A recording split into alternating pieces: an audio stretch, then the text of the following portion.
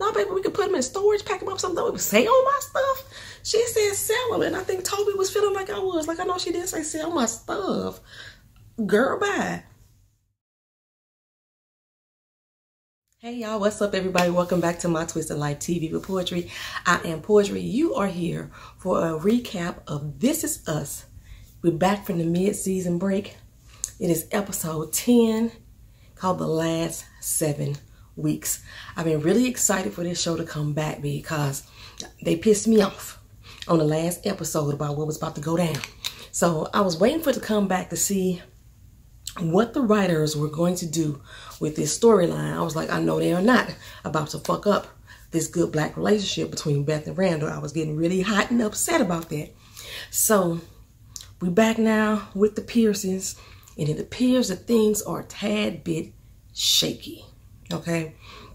The last we left off, like I said, Beth and Randall, they were going at it. They were having a little disagreement about the campaign. Beth wanted him to drop out, and Randall was like, nah, I ain't gonna be able to do it. And I told y'all on the last review, I didn't want Randall to drop out of the race either. I thought that Beth was being a little bit selfish right now. She didn't have just cause for me to have Randall to drop out of this race, so I wasn't going with that. Toby and Kate had just found out that they're gonna have a little boy goober that's going to be welcome to the family. I'm still very concerned about Kate's health and whether or not she can make it through this pregnancy. But that's the last we had with them.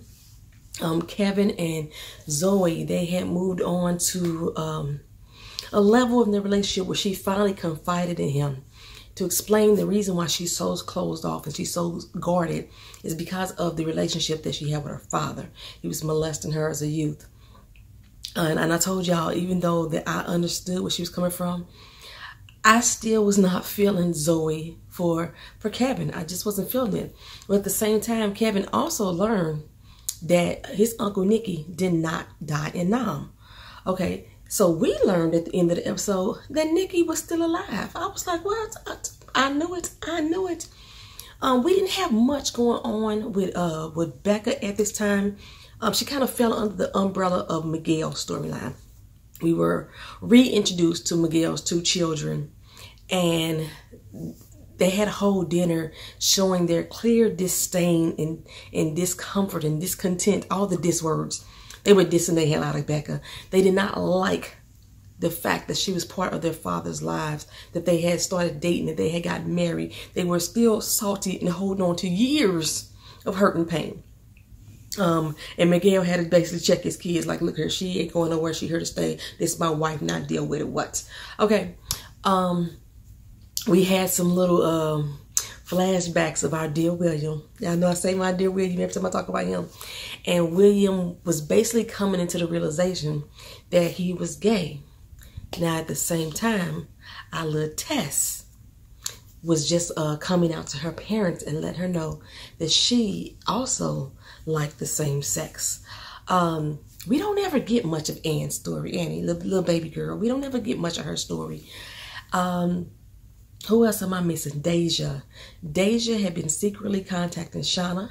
They had rebuilt this relationship, and not only had they rebuilt it, Deja wants to start hanging around her mother again, which is totally against the courts. You know, but Beth and Randall want to try to see how they can make that work. So that's where we left off.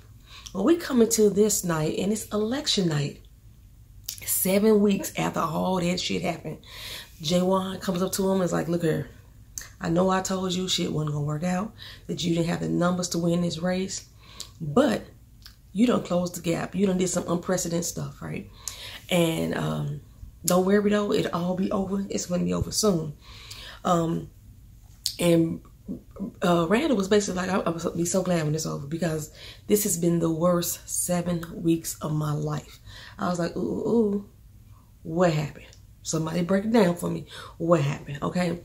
And while they were talking about like this being over, I think Zoe had said it, you know, it's finally over. After this night is over, it's going to be done with. And then she looks over to Kevin like, it's going to be done. I'm like, wait. They had just came into a realization of each other's affection. Well, he had always felt that, you know, he wanted to be with her, and she finally had just come into a realization that Kevin was the man that she wanted to be with too.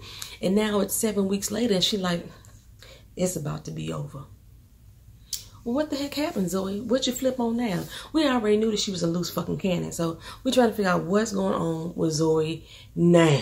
What done set her off this time? That's how I feel every time we talking to Zoe about her relationship issues. What now, girl? Okay, everybody on her need therapy. They all need therapy. Okay, we go over to Toby and Kate's house. Kate's not there at the final night. You know, she's still out in LA, if I'm not mistaken. She's still in LA. And she is boo-hooing. Tears just streaming. Toby called Kevin on the phone like, I don't know what's wrong with your sister. She been crying for 5 minutes straight. What's going on? And Kevin really can't talk to her right now because Zoe, apparently something happened with Zoe that we're going to get to later in the show. But yeah, he can't really talk to him right now. It's like, hey, you know, I'll call you back. You know, something else is about to pop off. So this is where we're at. And I'm like, how did we get here?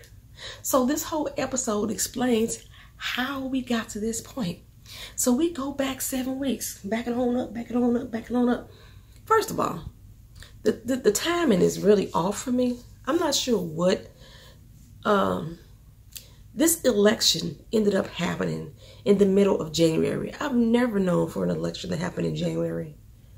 Anywhere, in any city, if y'all have elections, gubernatorial, mayoral elections that happen in January, let me know. Usually elections are like February and in August, then November, but I never heard of a January election.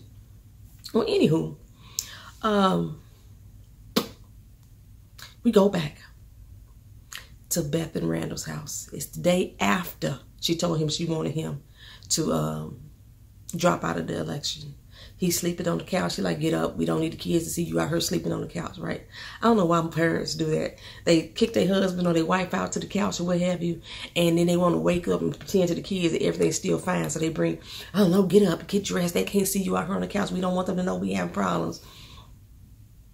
I just never, they want to keep the kids out of their business. True. Okay, I get that. But why the lies? Anyway, so Randall was like, okay, yeah, I need to get up. I need to get down to this place, that place, and this place and go get what we need to have done with this campaign. And Beth like, wait, you still running after what we said last night? You still gonna run? He's like, yeah. I mean, all the relationships that I built with these people in this community, I cannot abandon them. I cannot desert them. She's like, well, you abandoning your damn family. I'm like, Beth, whoa, where you come from, girl? Where you getting all this? When did he abandon the family? She was like, you know, Tess is acting all funny. Deja doing this, that, and the third. I would love to know what's going on with my husband, but my husband ain't here. He always off in Philly. You know, I was like, oh my goodness, Beth is really tripping right now. She really in her fifis. Randall was like, I'm still gonna run. Yes, I'm gonna still do this campaign. She's like, okay, fine, you can do it, but you can do it without me. I ain't gonna have you back. I was like, this is not the Beth that I know.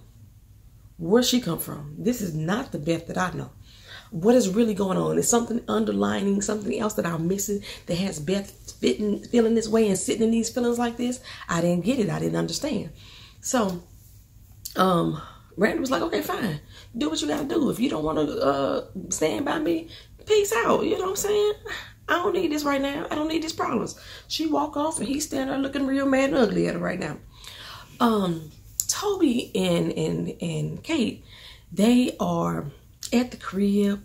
She's sitting in the room. It looked like he has a lot of his collectibles. You know, I collect little pops, and I'm mainly from The Walking Dead, but I collect the little pops and everything. Keena collects pops and she collects figurines from anime, and I have Hello Kitty, everything. I love me some Hello Kitty. So we collect that type of stuff, and I have stuffed animals. I have like four 33-gallon bags of just stuffed animals that they made it. My damn clothes didn't make it for my move, but my stuffed animals made it. So, yeah, we collect stuff. So they got a whole room with all these collectibles in there. And Kate is in this room like, hey, look here. I think it's about time that we turn this room into a nursery. You know, she texting pictures of the size of the baby right now to the family. She's feeling really good about this pregnancy right now. And Toby is on board. He's like, oh my God, I wanted to do this a long time ago. I just didn't know if you would be interested or not. Yes, let's turn this into a nursery. She said, okay, yes, we're going to do this. We need to sell your toys. I'm like, whoop. Sell your toys? No, baby, we could put them in storage, pack them up, something. We would sell my stuff. She said sell them, and I think Toby was feeling like I was. Like, I know she didn't say sell my stuff. Girl, bye. Well, yeah, she wanted to sell all of his stuff. I was like, shut the front door. Why, girl, why? So we move on to Zoe and Kevin.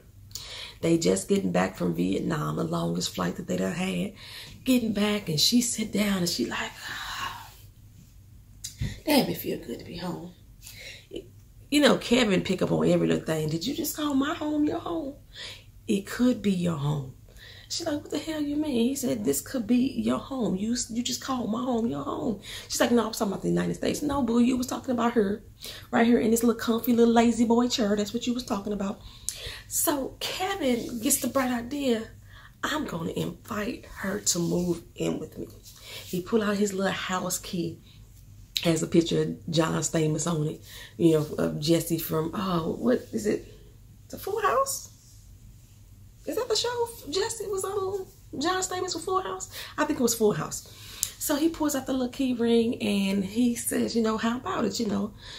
She don't think about it at all, for real. She, you know, she do a little hesitation, but she didn't really get no thought to it. She took the key. I said, really, Zoe? You really finna move in? This is a big move for you. Don't do it. And I'm saying don't do it because you still have a lot of issues that you need to resolve. That's what I was saying. Don't do it, girl. But she said, yes, we gonna move in together. All right, boo, let's do this, right? So Kevin, they talked briefly about the realization that Nicky didn't die in Nam. So they're going to go to the VA. They're going to try to get his records to find out what really happened to him, do a paper trail on what happened to him. Okay, so they moved down to 5 weeks before the election now. 5 weeks before the election, and they are still going at it, Beth and Randall. He's at the campaign house, and Jaywan is giving him all these little things that they got to do, this, that, and the third. You got to be up this time in the morning. And he like, okay, it looks like I'm going to have to sleep here again, but please, can you call Beth? Nah, bro, we told you it was going to be rough. You need to call it yourself. With a huge hesitation, he texts Beth and said, hey, babe, it looks like it's going to be another late night tonight. This is not helping the situation. It's not helping matters. She already salty about this whole damn thing. You know, yeah, she pretty fucking salty. He comes in the house the next day, and she's wrapping up Christmas presents. And they get into a little story about, you know, him missing. He don't even know what the girls got for Christmas because she went and bought them. And I was like, damn, Randall, like, that's why I say, what election is happening this time of year? But okay. So, the tension between them is still there. Zoe and Kevin, they head on down to the VA. And the VA lady can't give him no information because he needs to prove that he's Nicky's nephew. This should have been easy peasy. He could show that Jack is his daddy, and he could show that Jack and Nicky are brothers. It's easy peasy. But that ain't what the lady told him to do. She said, you need some high-ranking official of some sort to give you the okay, and I can pull these records for you. I never knew you could do that type of shit. I can go to a congressman and say, I need to pull up somebody's military records. Can you write me a letter? Well, Zoe said, well, I got a friend. It's an ex-boyfriend that he could probably write it for us. And Kevin is just excited. Like, really? Damn, wow, okay. Let's do this. We can do this. Well, that didn't go over too well. I might be skipping ahead, but we're going to figure it out. That didn't go over too well. They meet up with the old ex, Andy. It's such an ugly ass name for a black man, Andy. But they hook up on Andy, and Andy is thinking that Zoe is calling him about something serious. You know, like getting back together. That's what he assumed. She was like, no, I just need a letter from VA because I had something, I need to get my boo right here to help him out. And dude was like, really? This is what you called me for? When you said something serious, I thought you was meaning something else. You know what? I ain't got over it. Got over what? Kevin like, what's the tea, sis? So Kevin, she said, well, we used to date. He said, was it serious? Lasted a couple years. Okay, then what happened? He was offering to move me to New York. We was gonna move to New York together. He started sending me apartment listings and everything. And it just got to be too much. So, I emailed him that, the relationship had run its course. Like, bitch, really? Because that's how Kevin was feeling too. Like, really? You went with this dude for 2 doggone years. Y'all was talking about moving in together and you break up with him via email? But see, that's not what I picked up. What I picked up is like what Beth had said. She would just rock the shit out of a dude. She could leave you high and dry. She didn't even have the common decency to pick up the phone. She's like, I know it was ugly. I shouldn't have did it that way, but that's how it went down. I'm like, girl, through email? Y'all supposed to be moving. What changed? What changed? He was overwhelming you with apartments. He was pushing you too hard. That's what he was doing. That's basically the whole gist of it all, right? Oh, Kevin was just like, wow. Because, of course, she wanted to end the conversation. She got up and bounced up out of there, right? And that's all he could do was look back at her like, who is this person? Who is this person? Okay, so Kate and Toby. Toby come in the crib and Kate sitting there counting dollars like, Kate down there counting her money. Like, oh, bang, bang, bang, bang. She's like, we did good, baby. We did good. Well, Toby walks in the kitchen and he looks to see where his DNS box is at. I knew DNS mean do not sell, but Kate apparently didn't. She thought that meant donations. She thought it was an abbreviation instead of an acronym. And so he like, no, that means do not sell. This is my 1977 Star Wars memorabilia. And I'm thinking, Kate Pearson, you can't be that dumb. I don't care if that was from 1977 or 2077. You know good and god doggone well Star Wars memorabilia is worth money. And you probably sold those for pennies on the dollar. Baby, I was upset with her. My uncle did that. My aunt had some coins from World War II that her uncle brought back. We had a whole booklet of them, right? My uncle, I think my mama did too, stole some of these coins from my aunt and went and cashed them into the bank for face value. So let me give you a look. This nickel, a nickel normally is worth 5 cents, but this nickel was pure silver that came out way before World War II, but he brought them back from World War II.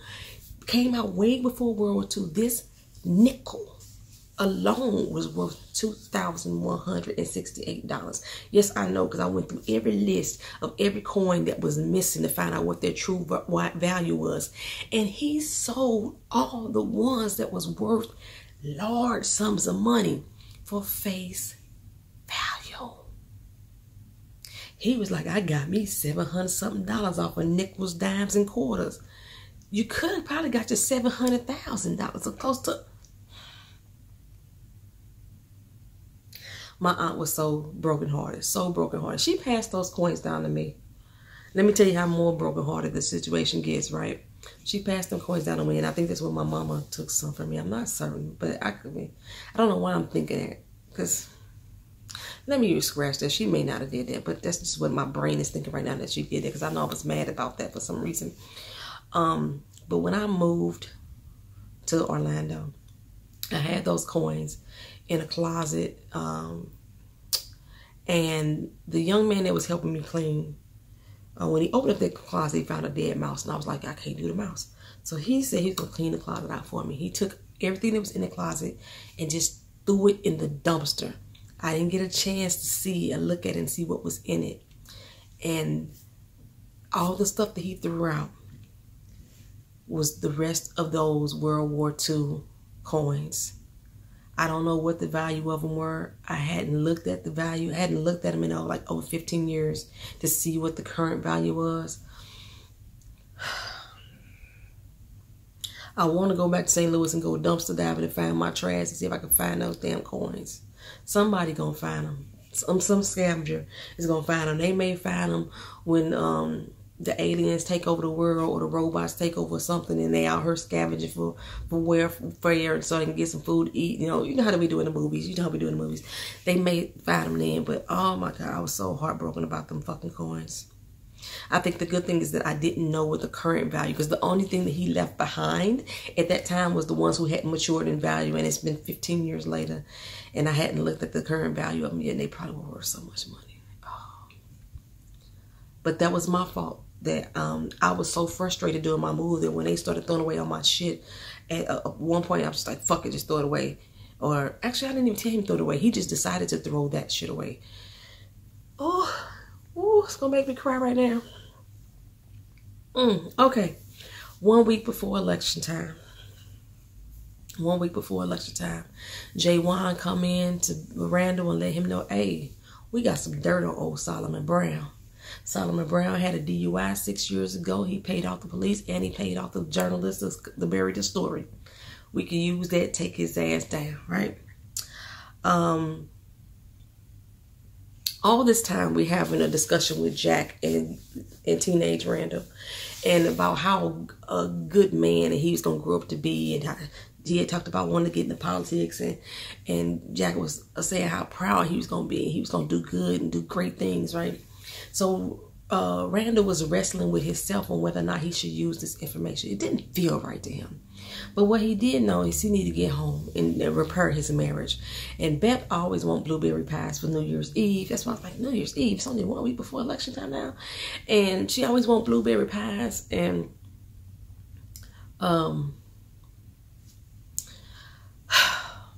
he goes into this little restaurant and they sold out of blueberry pies.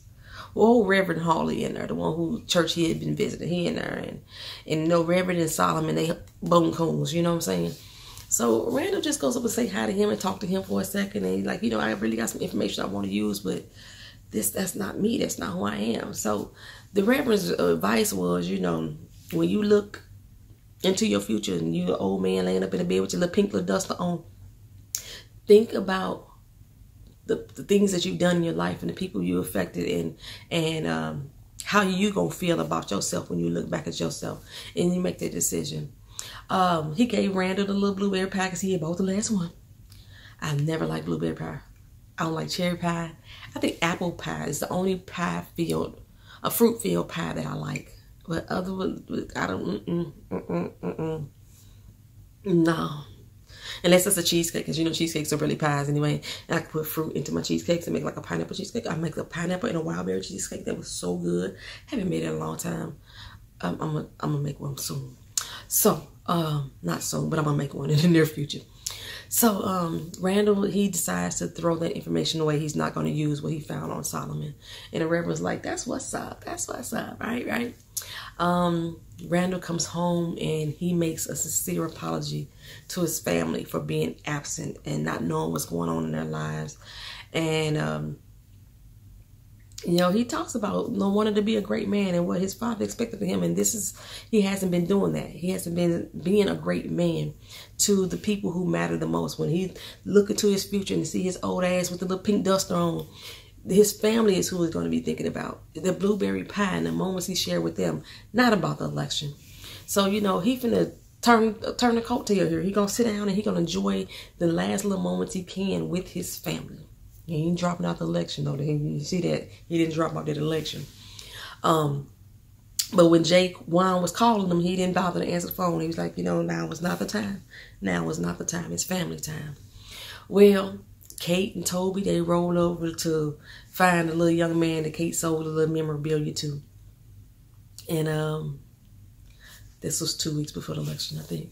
Because it was 7 weeks, 5 weeks, and 2 weeks. I said 1. It's 2 weeks before the election right now. And she finds the little young guy. She gives him the story about, how Toby want to pass this down to their future kid. And, she used to have a stadium that her daddy built her, but she lost everything in the fire. She has nothing to give her children. She trying to compel or is trying to make the boy have sympathy for her. That's what she's trying to do. It didn't work. That little teenage boy was like, you know, that's worth a lot of doggone money. She sold it for $10. I told, ooh, I'd had to whoop Kate ass. Toby's a good man. Toby can't whoop Kate ass. He better not put his fucking hands on her. But still, OMG. Oh, Kate, $10 for Star Wars memorabilia? Girl, are you serious right now? Okay, so, but Gabe was like, no, I ain't gonna be able to do that. I ain't gonna be able to do that. Well, the dude, Kevin and Zoe, they at the crib. He going through all the information. He got the documents. He realized that Nikki got out from the military. He got discharged. He went for a psych eval. He signed a discharge paper with Clark Kent, though. Remember, that's what he used to call Jack. And he lived right here in Philly. I wonder if he still live there, you know, Philadelphia. Because they got an address. But the problem was, he was really thinking about Zoe and what was going on. He looking around, looking at all her boxes, and she still ain't unpacked. It's 5 weeks later now since I asked you to move in. You live here now, but you ain't packed the damn thing. I ain't mad at her for that. I've been in this house 4 months. I still got boxes sitting up against the wall right now. I told y'all the other day, my room ain't even decorated. My obituary, that's the only decoration that I have right now in my room. My Hello Kitty sitting up in the closet. But that's it. That's it. Okay, so I'm not mad at her for not packing. I got the chic ups. Momento.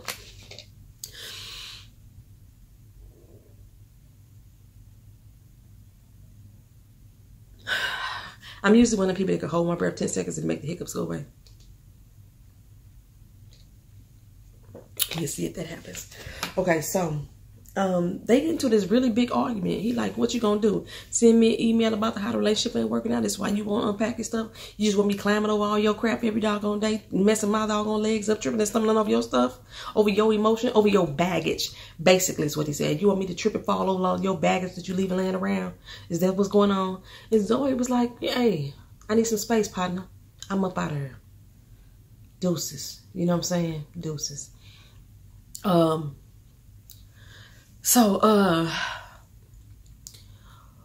We go back now to election night, you know, and Beth and Randall has kind of sort of made amends, you know. She apologized to him and told him that she should have stood by him because he is a great man. This is the 1 week before. He is a great man. She should have stood by him and been there for him. And she would do whatever she can do, you know, to make things work. And he need to go. He need to run. Go back out there, finish the race. Finish the race, homie. And Randall was like, really? Thank you. You know what I'm saying? I'm like, this is the Beth that I know. This is the Beth that I know. Where you been, girl, these last 7 weeks? Kate and Toby. You know, Toby's still doing the nursery. Kate walk in with 6 little figurines. And Toby like, I know that ain't mine, girl. She bought them off eBay. She had to spend a pretty penny on it because, like I say, Star Wars memorabilia got some money. And but she tell him, look her, it don't matter.